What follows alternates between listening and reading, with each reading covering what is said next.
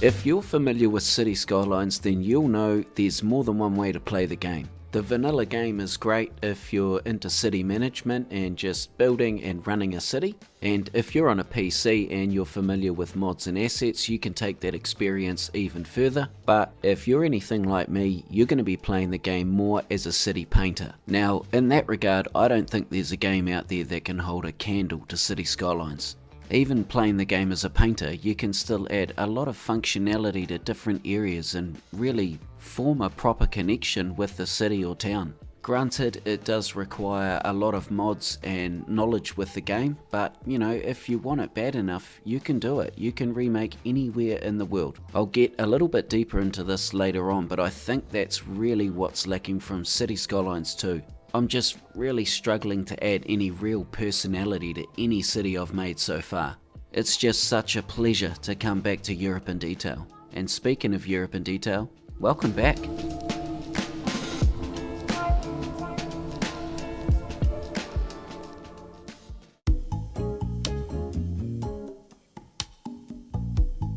I haven't been this inspired to build in a long time, and I just can't wait to get started here. There's a lot we are going to build, so let's start by jumping onto Google Earth and having a look at what we're going to build. There's a part of the village that swells down the hill here, and it has quite a prominent track that goes through it. I would say this is quite the touristy area down the bottom here, but on the way down, the path sort of snakes through some small villages. The first one of those is going to be located just under the main road coming in, so it should be noted at this point that I'm just following the general idea of the real life model. I'm not following it like for like. This just gives me way more freedom with the building and I can sort of enjoy it a little bit more. So in this little village here, we're going to do some cool things like make the path look like it's going through a building, and we're going to have little wee alleyways going up and down stairs that are going to be usable by the citizens.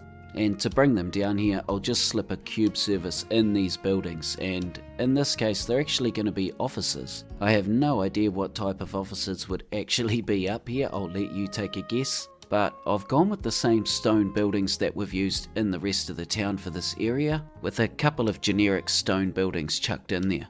I'm really trying to make a point here to go with the terrain. I don't want to disturb things too much, so some of the paths are at really odd angles and they've got weird bends, and I'm just going to try and work with them. So while you guys watch me finesse the various detailing challenges, let's talk a little City Skylines 2. My absolute number one gripe with it was there was no way to detail anything properly. I mean, for me, that is just such a massive fail. Now, I would have quite happily bought a detailer's DLC, don't get me wrong, but to not include anything apart from trees in the base game is just criminal. Take a look at what's on screen right now. That vibe that I'm creating here is only possible because of the amount of time I'm putting in with these props. Whether it's very detailed like this, or it's just a really nice park that you've spent half an hour building in your downtown. That is precisely how you build a connection and put personality into your cities, and it counts for a lot.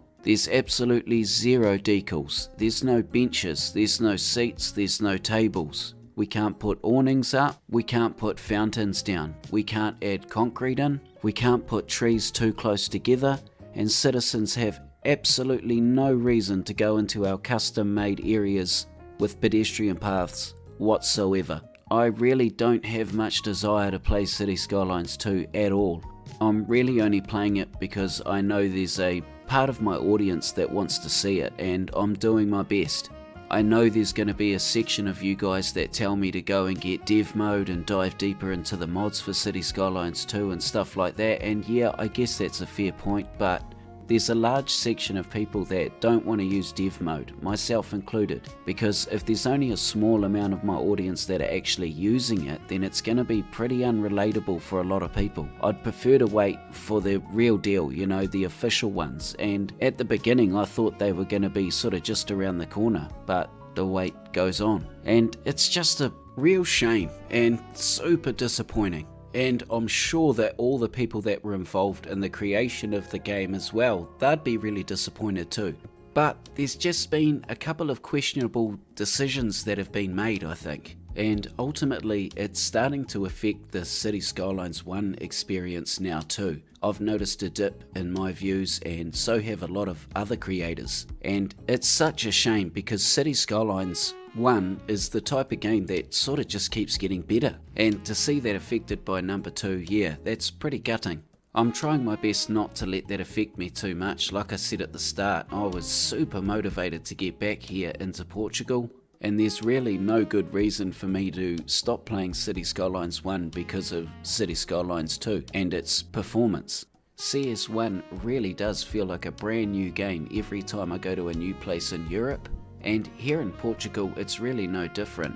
Some of the props that I use remain the same no matter where we go, like stone assets for instance can be handy, but every place we visit has its own unique charm and its different sort of attributes. And the closer we look, the more we can see, really. All of this can sort of keep the game really fresh.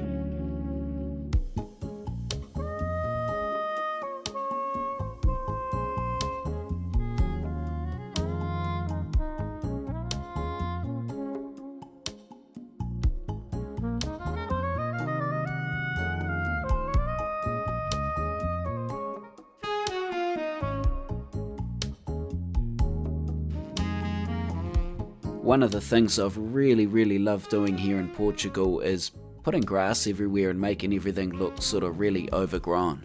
Everywhere we've been so far in the series, there's always been something unique to do, and I love the idea of making these areas around the pedestrian paths where we're going to see lots of movement and animation, trying to make them look hundreds of years old. I've upgraded some of the vanilla citizens to these touristy models now that look a bit more realistic, or actually a lot more realistic, thank you to Sven Berlin. And this is another great example of how the game just continues to get better. These are much more realistic than the models I had in there previously, and they really add something. They make these sort of little wee villages look like they're being visited by tourists. Although it is hilarious every now and then seeing them lug a massive suitcase up a huge run of stairs, but it still looks way better than that vanilla sensei guy with the big cowboy hat on. That just doesn't look like appropriate attire to be visiting these places. So another thing that we're going to be working on a lot in this episode is a bit more countryside. And I love doing these episodes. I love how little villages like this transition out into the countryside, seeing how they're using the land directly surrounding these towns and villages, and then trying to get really creative with the props and assets we have available. There's always a new way to use old things.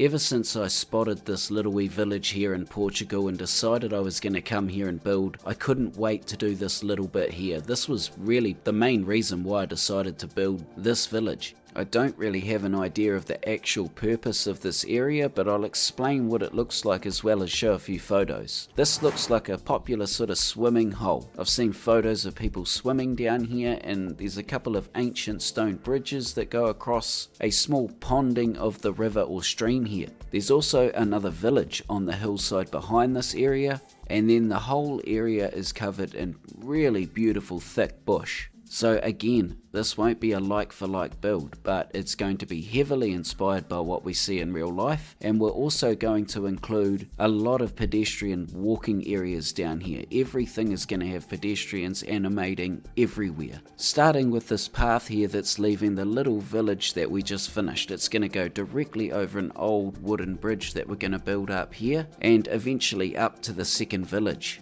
What I'd also like to do with this area is make it look like the water is beginning to pool at this point. I don't have a real water source coming down and feeding this area. I've just got one sitting in the bottom here to make the pond, and I kind of need to find a way to transition that out into the flood control area above. So I'm going to use Kaminogi's waterfall and sort of make it look like the water's coming down from out of the scrub or out of the weeds. This was definitely pretty experimental, but I'm really happy with how it comes out actually. I think it comes out pretty good. I picture this area when it's done with people sort of walking across the bridge, and this will be a really nice area.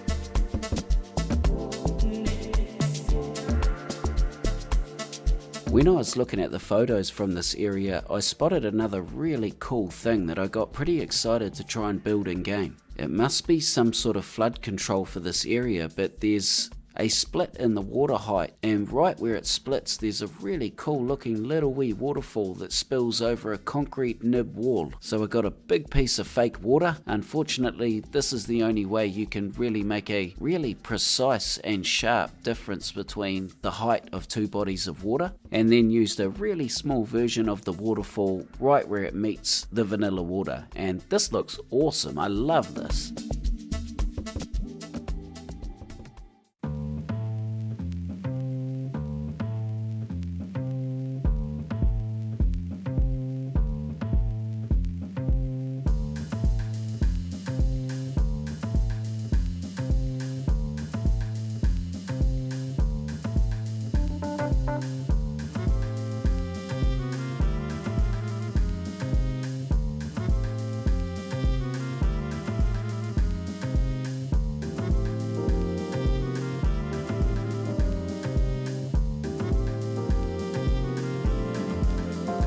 I've decided I want this path here that's running up to the second little village to look really beautiful. I picture in my head walking up here with just beautiful nature everywhere, and the village sort of just popping out of nowhere, popping out of the middle of a whole lot of beautiful trees, and the path leading up here is very much going to be reclaimed by nature. There's going to be a lot of overgrowth here, there's lots of flowers, but there's enough traffic leading up to the village that a small section of path is going to remain sort of clear. With these little wee villages, I really don't have to worry about the amount of trees or props I put down. They don't change the performance whatsoever, so I can really go to town with things like grass. I want to make that grass go right up to the edge of the path. The meadow grass here is nice and thick, it's a nice deep green colour, and it's perfect. Some of these fallen leaf decals look really good on the edge of the path as well. I've made sure to hang the grass over the edge of the path so that it's hidden basically. Then I can start putting down some of the flowers. And it's amazing how the scene just transforms into this really magnificent piece of scenery. The trees from the likes of Mr. Mason and Piodao are just breathtaking, and with the right model trees used here, it's really helping create a very realistic look. So I'll put in a bit more work that's sort of similar up around in the village, but not too much. And wow, I just love to walk up that path and go for a visit. It looks so neat up there, and actually the view back to the village is pretty spectacular as well. So with that, we're going to move on to the next area.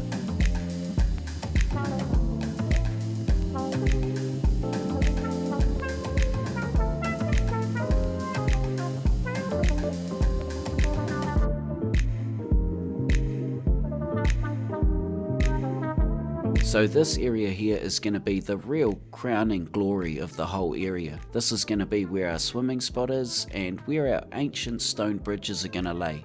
Now, I want the whole area to look like it's been made out of the same stone, and none of the pre-made assets that I have or could find really looked appropriate, so I've decided to make the whole thing myself. So here we go. The first thing I'm going to use is Armesto's stone stairs. The colour and the look and just the general simple nature of these means I can use this to create the bridges. It also means that I can make it look not perfect. I want some sections to look like they're falling away or not quite square. I'm hoping this sort of adds a bit of character to the area, because remember, we want this to look really old. You can see that I've placed down an entertainment cube nice and early on the end of the pedestrian path, so we've already got some jokers walking over here coming for a look. I'm not sure what at, it's just a white box at the moment. So next we can move on to adding in some arches to the bridge. I did a lot of experimenting off camera that would have probably put you to sleep, hence why I haven't included it, and I've decided to go with this arch here, and it doesn't look like the one in real life, but again it's following the same principle.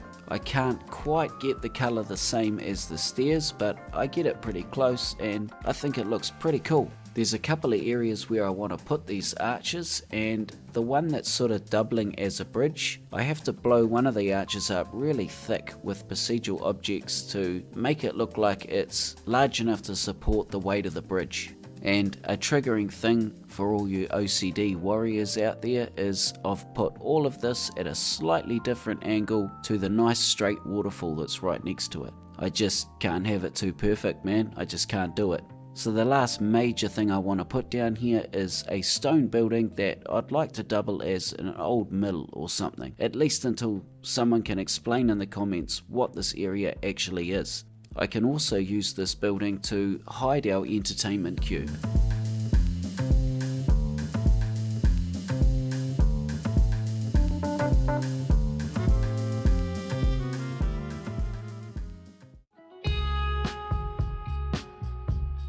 Before we go any further with that, I sort of looked back at our first bridge and spotted a lot of foot traffic now, and there's no handrails here, and we've got to do something about that, I think. The last thing we need is work safe, health and safety coming down here and shutting us down. So let's quickly put up some rickety old fences that might be 500 years old.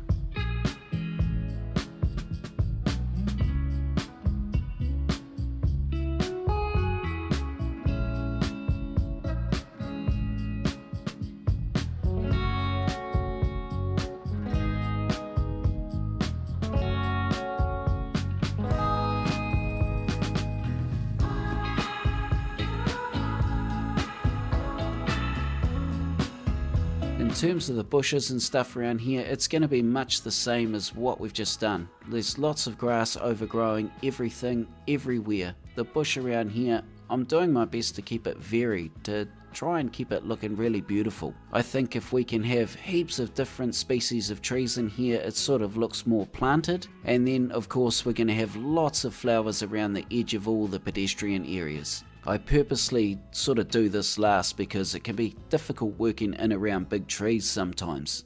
So now we can come back down to the swimming area and start to finish it off. I'm using these big stone blocks to sort of create a bottom to the pool area. I want to make it look like this area was highly modified to contain the water or control it for some reason. I also want to make sure that the river here looks like it flows off down the rest of the hill. Eventually I put real water in here, but for now we'll just put some trees in lining both sides. On the shore of this little wee lake that we've created is where we're going to put our entertainment cube and really turn this into a tourist destination. I'm going to try and have it so that the people are sort of dipping their toes in the water every now and then, but the majority of them are going to be on the shore. It doesn't work perfectly, but I must admit, it is really funny seeing a citizen in jeans holding luggage just standing there in waist-deep water. It's like, what are you doing, bro? But still, I just wouldn't enjoy these areas if I couldn't bring them to life one way or another. I've got some really beautiful cinematics coming up. I'm on the final straight here, so hang around, watch me finish the last of the detailing here, and I'll catch up with you real soon.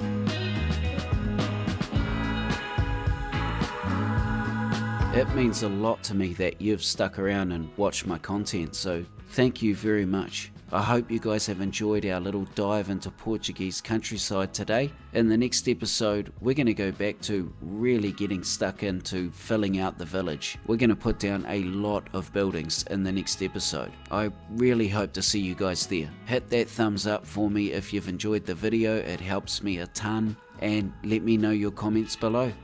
Have a really lovely day, guys, and I'll see you later.